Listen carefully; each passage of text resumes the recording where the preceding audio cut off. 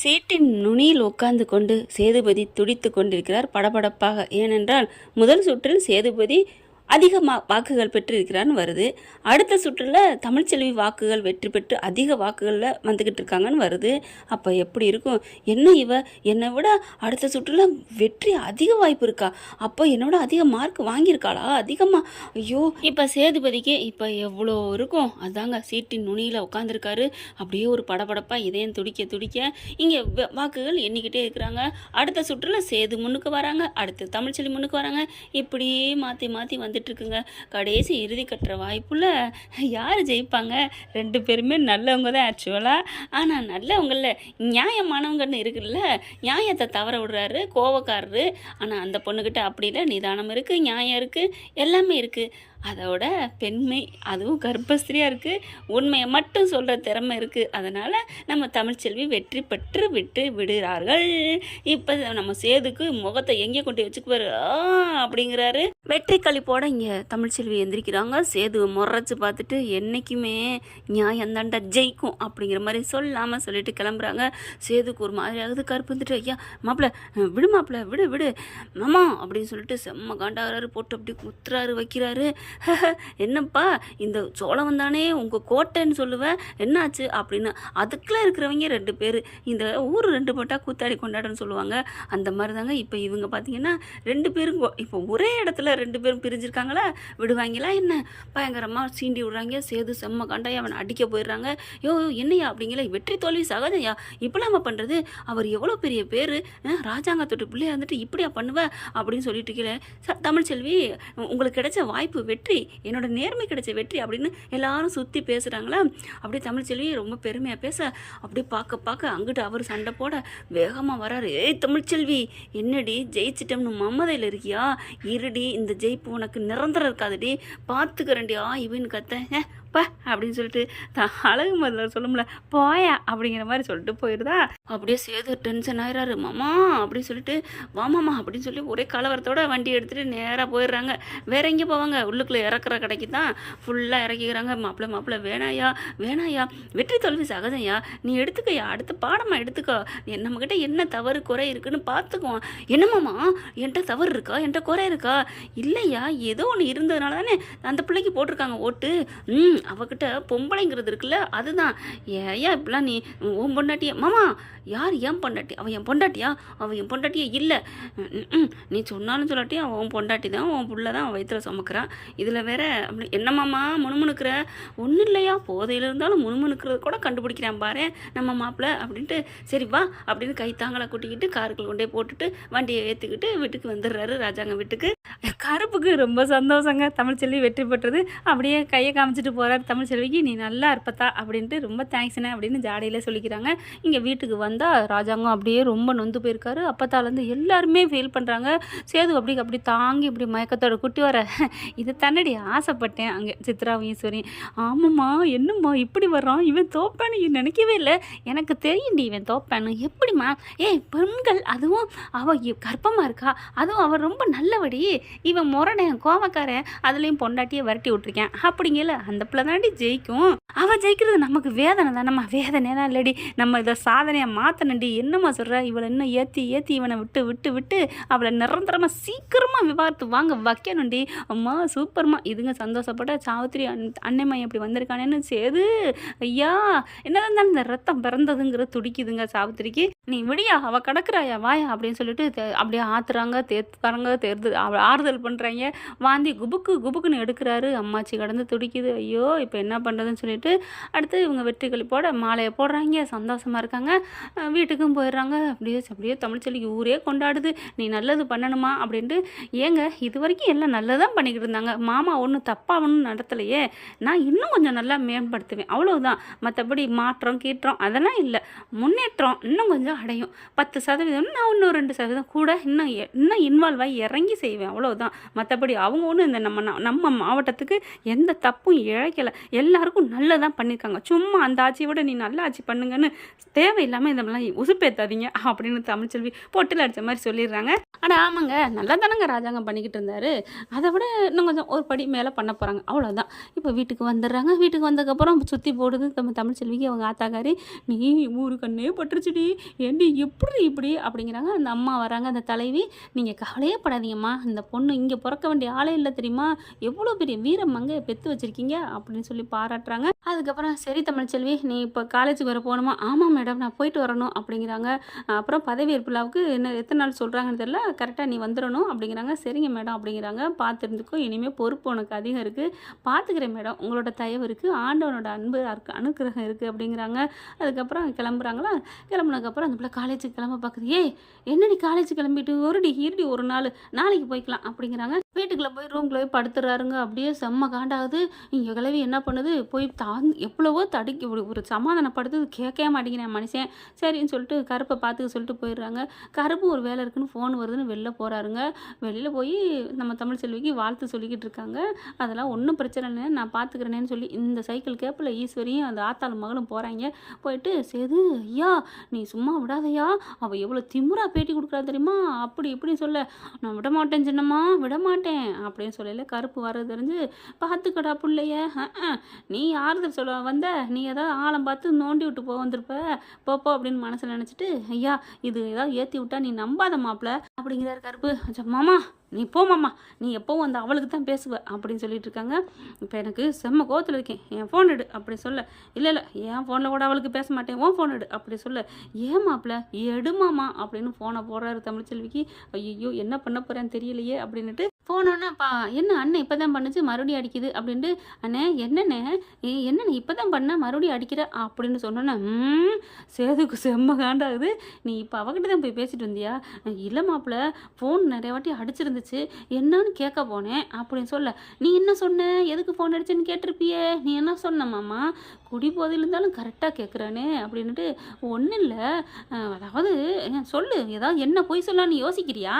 ஒன்றும் இல்லை மாப்பிள்ள, மாமா எதுவும் இதில் இருக்காரா, அவரை பார்த்து பத்திரமா பார்த்துக்கோங்க அப்படி இப்படின்னு கொஞ்சம் தமிழ்ச்செல்வி அக்கறையத்தை சொன்னுச்சு அப்படி சொல்ல. ஓ எங்கள் வீட்டு மேலே அக்கறையா, எறும்புக்கு சக்கரையை போட்டுட்டு எறும்பை இப்படி இது பண்ண மாதிரி பண்ணுறா, அவள் எனக்கு அக்கறையாக பேசுவாளா? போய் சொல்லாத மாமா, நீ என்ன பேசிப்பேன்னு தெரியும், நான் ஜெயிச்சிட்டேன், அவரை தோக்கடிச்சிட்டேன் பாத்தியா அப்படின்னு அவள் சம்மம் போட்டிருப்பா. அப்படிலாம் பேசாத மாப்பிள்ள, தமிழ்ச்செல்வி அப்படிலாம் இல்லை மாமா, நீ கொண்டா ஃபோனை அப்படின்னு லைனில் அது கேட்டுக்கிட்டு இருக்குது. பார்க்குறாங்க. இப்போ என்ன உங்களுக்கு என்ன பிரச்சனை, எதுக்கு இப்போ ஃபோன் போடுறீங்க, ஏன் இப்போ எதுக்கு பேசுகிறீங்க? ஓ நாங்கள் பேசுனா உங்களுக்கு கசக்குதா, வேற ஆள் பேசுனா இனிக்குதா, இங்கே பாருங்கள் இப்படிலாம் பேசுகிற வச்சுக்கிட்டா அப்புறம் நல்லா இருக்காது. நீ நிறுத்திடி, உன்னை பற்றி எனக்கு தெரியாது, புருஷனை வேணான்னு சொல்லிட்டு போனவ தானே, ரொம்ப அப்படியே என்ன பெரிய நீங்கள் என்ன இந்த பரம்பரையா, புருஷன் ஒன்று முன்ன புண்ண பேசுனா கொஞ்சம் பொறுத்துக்க மாட்டீங்களோ, இங்கே பாருங்கள் நீங்கள் யாரோ நான் யாரோ, நீங்கள் பேசுகிறத நான் ஏன் பொறுத்துக்கணும் அப்படின்னு கத்துறாங்க. இங்கே பார், நீ இந்த வெற்றி உனக்கு நிரந்தரம் நினைக்காதடி, நான் உன்னை சும்மா விட மாட்டேன்டி, பார்த்துக்கோண்டி அப்படி சொல்ல. என்ன பண்ண போகிற, உன்னால் முடிஞ்சதை பாடுறா அப்படி சொல்ல.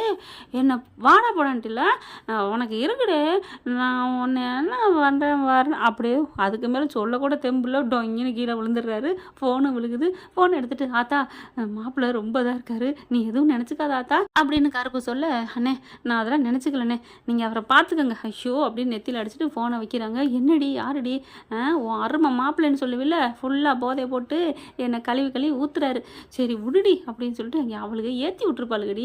ஏற்றி விட்டா இவருக்கு எங்கேம்மா போச்சு புத்தி, ஐயோ ஆரம்பிச்சுட்டாடி தமிழ்ச்செல்வி விட்டுரு அப்படின்னு அவங்க அம்மா பயந்துட்டு ஓடிடுதுங்க கிச்சனு பக்கம். இங்கே இவர் புலம்பிக்கிட்டே, தமிழ் உன்னை நான் விட மாட்டேன்டி, தமிழ் உன்னை விட மாட்டேன்டி, என்னை ஜெயிச்சிட்டில்ல, எங்கள் அப்பா உள்ளார வச்ச என்னென்னமோ பண்ண, இப்போ எனக்கு எதிரான என்ன ஜெயிச்சிட்டியா, நான் உன்னை எவ்வளோ லவ் பண்ணேன்டி, உன் என் நெஞ்சில் உன்னை வச்சு சுமந்தேன்டி அப்படின்னு புலம்பிகிட்டே தூங்கிடுறாருங்க. கருப்பு பார்க்குறாரு, எவ்வளோ பாசம் வச்சுருக்காடா ஏன் மாப்பிள்ள இப்படி பண்ணுற, இந்த வீட்டில் இருக்க சிரிக்கி அவளுக்கு கெடுத்துட்டாளே, ரெண்டு பேரும் பிரிச்சுட்டாளுகளே அப்படின்னு வந்துக்கிறாரு கருப்பு. அடுத்த நாள் காலேஜுக்கு போயிட்டு வந்துடுறாங்க. எம்எல்ஏ ஆக போகிறீங்க, எம்எல்ஏ ஆகண்ணா ஆயிட்டீங்க அப்படின்னு எல்லாரும் வாழ்த்து சொல்கிறாங்க. அட இருங்க, நான் எம்எல்ஏங்கிறது மக்களுக்கு சேவை செய்கிறதா அவ்வளோதான், மற்றபடி என்னோட இதுவும் மக்களுக்கு சேவை தான், மருத்துவ ரீதியாக நான் சேவை செய்யணும், அதனால நான் டாக்டர் ஆகிறது தான் என்னோட லட்சியம், அதனால தான் வந்திருக்கேன் அப்படிங்கிறாங்க. எல்லாரும் என்னம்மா இன்றைக்கி வந்துட்டு, அப்போ நீ இங்கே வந்துட்டியா, மறுபடியும் டாக்டர் தொழில் விடலையா, நீ எம்எல்ஏ ஆகலையா அப்படி சொல்ல. ஹலோ ஏன் எம்எல்ஏங்கிறது மக்கள் சேவை, டாக்டருங்கிறது என்னோட ஆசையில் மக்களுக்கு சேவை, அதனால நான் டாக்டர் ஆக போகிறேன். என்னம்மா நீ டாக்டராக இருக்கிறவங்களே விட்டுப்புட்டு அரசியல் இறங்கிட்டு எம்எல்ஏ ஆகி அப்படி கோடி கோடியாக சம்பாரித்து போயிட்டே இருக்காங்க. நீ என்னடன்னா டாக்டர் தொழில் தான் எனக்கு முக்கியம் ஃபஸ்ட்டு, அப்புறம் தான் அதுங்கிற அப்படின்னு சொல்ல. எனக்கு ரெண்டு கண்ணு தாங்க, அதுக்காண்டி என்னோட லட்சியத்தை நான் விட முடியாது இல்லையா அப்படின்னு சொல்லிட்டு படிக்க ஆரம்பிக்கிறாங்க. தமிழ்ச்செல்வி நினச்சி அந்த ப்ரொஃபஸர் ரொம்ப பெருமையாக நினைக்கிறாங்க, பாராட்டுறாங்க. அடுத்த நாள் பார்த்திங்கன்னா பதவியேற்பு அதுக்கு அடுத்த நாள்னு இருக்குது. ஏய் பதவியேற்க போகிறடி தமிழ்ச்செல்வி, உனக்கு நல்ல புடவைலாம் எடுக்கணும். அம்மா பதவி ஏற்கிறதுக்கும் புடவை கட்டுறதுக்கு என்ன, என்கிட்ட இருக்கிறது ஏதோ ஒன்று கட்டிக்கிறேம்மா அப்படிங்கிறாங்க. அப்படியே செல்லப்பாண்டிக்கு தாங்க முடியல. நான் எம்எல்ஏ விட்டு சம்மந்தின்னு பெருமையாக இருந்ததை விட இப்போ எம்எல்ஏவுக்கு அப்பான்னு ஆக போகிறேன் அப்படின்னு ஊரா அப்படி ரொம்ப சந்தோஷமாக சொல்கிறாருங்க செல்லப்பாண்டி. இப்போ பார்த்தீங்கன்னா வெளியில் எல்லோரும் நிறைய பேர் வராங்க. அம்மா நீ மனு கொடுக்குறோம், கண்டிப்பாக நீங்கள் மனு கொடுத்து எழுதி கொடுக்கணும் அவசியம் கூட இல்லை, என்கிட்ட நீங்கள் ஒரு வார்த்தை சொன்னாலே போதும் அப்படின்னு சொல்லிட்டு என் ஃபோன் இந்த இருக்குது அப்படின்னு அங்கே வெளியிலேயே எழுதி வச்சுருக்காங்க. அங்கங்கே இந்த ஃபோனுக்கு நீங்கள் ஃபோன் பண்ணி சொன்னாலே போதும், உங்களுக்கு நான் எல்லா குறையும் கூப்பிட்டு வச்சு கேட்பேன் அப்படின்னு தமிழ்ச்செல்வி சொல்லிடுறாங்க. எம்எல்ஏ பதவியே ஏற்கல, அதுக்குள்ளே எவ்வளோ செய்கிறா பாருன்னு ஆளுக்கு பாராட்ட ஆரம்பிக்கிறாங்க. இந்த விஷயம் பாராட்டுறதெல்லாம் அது வண்டியில் போயிட்டுருக்கு. கருப்பும் இதுவும் பாத்தியா மாமா எவ்வளோ இதாக பண்ணிக்கிட்டு இருக்கா பாத்தியா, என்ன மாப்பிள்ள அவள் மனசில் உள்ளதை செய்கிறா, இதில் என்ன இருக்குது உனக்கு, புதுசாக அவள் செய்கிறா, மக்களுக்கு நல்லது தானே, உங்கள் அப்பாவும் சொல்லப்போனால் இதானே பெருமையாக நினைப்பாரு அப்படின்னு சொல்ல. ச்சே அப்படின்னு வந்துட்டு வீட்டுக்கு போகிறாங்க. அங்கே ராஜாங்க என்ன பண்ணுறாரு, மயனை பார்த்துட்டு ஏயா நேற்று ஃபுல்லாக குடிச்சிட்டு வந்தியே ஏயா அப்படின்னு சொல்ல. இல்லைப்பா எனக்கு மனசு சரியில்லைப்பா, அதான்ப்பா இங்கே பாரியா உன் வாழ்க்கையை நான் தான் கெடுத்துட்டேன்னு எனக்கு கஷ்டமாக இருக்கியா, மனசே கேட்கலையா அப்படின்னு ராஜாங்க புலம்ப. நீங்கள் என்னப்பா பண்ணீங்க, இல்லைப்பா நீ பாட்டுக்கு சும்மா சுற்றி திரிஞ்ச, உன்னை போய் நான் அந்த அரசியல் இழுத்து விட்டது தப்பு தானே, அப்பா அவள் இப்படி பண்ணி நம்ம வாழ்க்கையை கெடுப்பான்னு யாருக்குப்பா தெரியும் அப்படி சொல்ல. ஏயா ராசாங்கம் நீ சும்மா இரியா, நீ எதுவும் நினைக்காதையா, அப்படிலாம் ஒன்றும் இல்லையா அப்படின்னு மயனை தேத்துது. அதுக்கப்புறம் சேதுவும் சும்மா இருக்காமல் சொரிஞ்சு விட்டது இவன் தாயா அவளை எலெக்ஷன் நிற்க சொல்லி அப்படிங்கல ராஜாங்க பார்க்குறாரு. சேது தலையை குனிகிறாரு. ஓ வேலை தானடா அப்படின்னு கேட்க. ஆமாப்பா அவள் அந்த எலெக்ஷனில் காசு வாங்கிக்கிட்டு பிரச்சாரம் செய்ய போகிறான்னு சொன்னாங்க இல்லையா, அதனால தான் தில்லு இருந்தால் நீ நில்லுடின்னு சொன்னேன், அதுக்காக உடனே கேட்டு நின்றுட்டா அப்படின்னு சொல்ல. இந்த பேச்செல்லாம் கேட்பா, மற்றது மட்டும் நமக்கு எதிராக கேட்பாளோ அப்படின்னு சொல்ல. அட விடுடா அப்படின்னு சொல்லிட்டு அப்பத்தான் அப்படி தடுத்துக்கிட்டே இருக்குங்க, சண்டை வரக்கூடாதுன்னு. இங்கே பார்த்தீங்கன்னா தமிழ்ச்செல்விக்கு இப்போ லைட்டாக பிரசவ வலி ஏற்படுதுங்க. எல்லார்ட்டையும் பேசிக்கிட்டு இருக்கீங்கள, என்னாச்சுமா என்னாச்சு அப்படிங்கல. அம்மா வலிக்குதுமா அப்படிங்கிறாங்க. என்னடி இந்த நாளன்னைக்கு நீ 2 நாள் பதவி இருக்கணும், இப்போ வலிக்குதுன்னு வேறு சொல்கிற. அம்மா வயிறு வலிக்குது தானே சொல்ல முடியும் அப்படின்னு சொல்லி ரொம்ப வலி வந்துடுது அம்மான்னு கத்துறாங்க. அதுக்குள்ளே அங்கே இருக்கிறவங்க கார் ஒன்று வச்சுருக்காங்க, வண்டியில் ஏறுமா அப்படின்னு சொல்லிட்டு ஆஸ்பத்திரிக்கு கூப்பிட்டு போயிடுறாங்க. செல்லப்பாண்டி என்ன பண்ணுறாரு, கருப்புக்கு கால் பண்ணி தகவலை சொல்கிறாரு. இந்த மாதிரி பிள்ளைக்கு இந்த மாதிரி இருக்குன்னு சொல்லிட்டு. வசந்தி என்ன பண்ணுது, அப்பத்தாவுக்கு கால் பண்ணி சொல்லுது, என் பிள்ளைக்கு இந்த மாதிரி கூட்டிகிட்டு போயிட்டுருக்கேன். என்னடி சொல்கிற, ஐயோ அப்போ ரெட்டை பிள்ளைங்கிறது தெரிய போகுதே, என்னம்மா நீங்கள் சொல்கிறீங்க, பிரச்சனைங்களாம் எம்பிடு வந்துட்டுருக்கு, இனிமேலாம் நான் மறைக்க முடியாது, ஒரு பிள்ளைய தூக்கிட்டு ஒரு பிள்ளைலாம் நீங்கள் இப்போ நான் சொல்கிறத சொல்லிட்டேன் அப்படின்னு சொல்லிட்டு போக. அப்பத்தாவுக்கு அப்படியே படபடப்பாக இருக்குது. ஐயோ பிள்ளை பிறந்துட்டா என்ன ஆகுறது, ஒன்றும் புரியலையே அப்படின்னு சொல்லிட்டு தவிச்சிட்டு இருக்க. இவங்களும் ஆஸ்பத்திரி கொண்டு போயிடறாங்க, போராடுறாங்க. பல போராட்டங்களுக்கு நடுவில் சிசேரியன் தான் பண்ணணும்னு சொல்லிடுறாங்க. 2 பிள்ளை அழகான ஆண் குழந்தை பெண் குழந்தை பிறக்குதுங்க. வசந்தி தகவல் சொன்ன கையோட என்ன பண்ணுது, டக்குன்னு அப்பத்தா கருப்பை கூட்டிகிட்டு வண்டி எடுத்துகிட்டு ஆஸ்பத்திரிக்கு போயிடுதுங்க. குழந்தை பிறந்து தூக்கு நகையோட அப்பத்தா தாங்க கையில் வாங்குது. அவ்வளோ ஒரு சந்தோஷங்க, அப்படி ஒரு பூரிப்பு வருது. ஆனால் போயிட்டுருக்கையில் என்ன பண்ணுது, எப்படியும் குழந்தை பிறந்துடும், மாப்பிள்ளையும் வர சொல்கிறா அப்படிங்கல. ஐயோ அவனாவது வர்றதாவது என்ன பார்த்தா நீ பேசுகிற அப்படின்னு கருப்பு சொல்ல. நீ சும்மா இரு நான் பேசுகிறேன் அப்படின்ட்டு சேதுக்கு கால் பண்ணுறாங்க. இவர் வண்டி எடுத்துகிட்டு வெளியில் எங்கே போகலான்னு வராரு. ஐயா சேது சேது அப்படின்னு சொல்ல. என்ன எனக்கு என்னன்னே தெரியலையா, எனக்கு வயிறு வலி வந்துருச்சியா, நான் சாமி கும்பிட வந்தேன், இங்கே இருக்கிறவங்க கொண்டாந்து ஆஸ்பத்திரியில் சேர்த்துட்டாங்க அப்படின்னு சொல்லி அந்த ஆஸ்பத்திரி பேரை சொல்ல. என்ன பார்த்தா நீ தனியாக போகாதன்னு எத்தனை வாட்டி சொல்லியிருக்கேன், இந்த கருப்பு எங்கே, அடா அவன் தாயா கூப்பிட்டு வந்தேன், எனக்கு வலிக்கு விழுந்துட்டேயா, நீ வாயா, எனக்கு நான் எத்தனை நாளைக்கு என்ன என் உயிர் போதியா, உன்னை பார்த்துட்டு தான் போகணும், ஐயோ நானும் வெளியில் வேற வந்துட்டேன், இரு நான் அல்லாட்டி அப்பாவது கூப்பிட்டு வந்திருப்பேன், நீ மட்டும் வாடா சீக்கிரம், உன்னை பார்த்துட்டு நான் போயிடுறேன், ஏன் அப்போ தப்புலாம் சொல்கிறேன், நான் வர்றேன் அப்படின்னு சொல்லி பறந்தடிச்சு ஓடி வராருங்க. இங்கே 2 பிள்ளையும் கொடுக்க கொஞ்சிறாங்க, மயக்கத்தில் இருக்காங்க நம்ம தமிழ்ச்செல்வி. குழந்தைய கூட்டிகிட்டு அந்த வாடை விட்டு வெளில போகாதீங்கம்மா அப்படிங்கிறாங்க. இருங்க கொஞ்சம் தான் அப்படின்னு சொல்லிட்டு அந்த வாசலில் வெளில நிற்கிறாங்க. பிள்ளைய கொஞ்சிக்கிட்டு கருப்பு தான் நிற்கிறாரு. பார்க்குறாரு. அங்கே சேது ஓடி வராரு. என்ன பார்த்தா எப்படி இப்போ உனக்கு எப்படி இருக்குது அப்படிங்கல. நல்லா இருக்கியா நல்லா இருக்குது அப்படின்னு சொல்ல, ஆமாம் இதுன்னு ரெட்டை குழந்தை வச்சுட்டு இருக்க, யார்கிட்ட குழந்தை? இல்லைடா நம்ம பக்கத்தூர் முனிசாமி பிள்ளோட்டு தான்டா, பொம்பளை பிள்ளை தான்டா, அது பிள்ளை பெற்றுருக்காடா, பாவண்டா, அவங்க புருஷங்காரன் கொடுமைப்படுத்துறானா, பிரசவத்துக்கு கூட அந்த பொண்டாட்டியை பார்க்க வரல, இந்த புள்ளையும் பார்க்க வரலடா, அவன்லாம் ஒரு மனுஷனா அப்படி சொல்ல, உடனே சேது வந்துட்டு எதுக்கு தான் இவங்க கல்யாணம் பண்ணுறாங்க, கட்டின பொண்டாட்டி பிரசவம் பண்ணியிருக்கையில வந்து நிற்க வேணா, இந்த பிள்ளைங்களை பாரு, பிள்ளைங்களை பார்த்தாலே எவ்வளோ ஆசையாக இருக்குது, பார்க்கல அவ்வளோ நல்லா இருக்கு, ஐயோ இந்த பிள்ளைய பார்க்க வரல, அவன் அப்படி கொடுமைக்கார மருமே நான் இருக்கேன்ப்பா, பொண்டாட்டி ஏதோ சின்னமா சண்டையா அதுக்காண்டி வரல, என்ன சின்ன சண்டையா தானே பெரிய சண்டையா தானே, புள்ள பார்க்கறது அவன் பிள்ளை தானே வந்து பார்க்கறதுல ஊருக்குத்தான் உபதேசம் அப்படின்னு இங்கிட்டு திரும்பிட்டு கருப்பு சொல்ல, என்னமாம்மா சொன்னேன்